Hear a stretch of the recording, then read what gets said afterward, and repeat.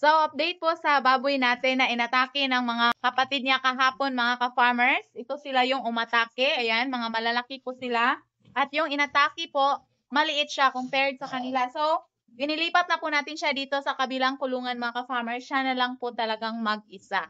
So, para safe po siya, hindi na po siya atakihin.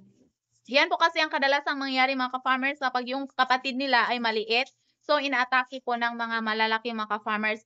Kagabi po, hingal na hingal siya. Akala po namin madidisgrasya siya, mga ka-farmers.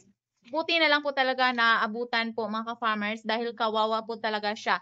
So, ang ginagawa po namin, mga ka-farmers, para makarecover po siya sa kanyang paghingal ay pinapahiran po namin ng ice yung kanyang katawan, mga ka-farmers, para ma-relax po yung kanyang mga muscles. So, ngayon po, okay na po siya kumakain. Wala namang problema sa kanyang pagkain. Magana lang naman siyang kumakain kaninang umaga. So, yan po yung dapat nating tandaan, mga ka-farmers, kapag yung mga kasamahang baboy, mga malalaki, ayan, yan yun yung guilt natin, mga ka-farmers, yung additional na panginahin natin. Kapag mga malalaki po yung kasamang baboy, sigurado po talagang aatakihin nila or aawayin nila yung mga maliliit, mga ka-farmers.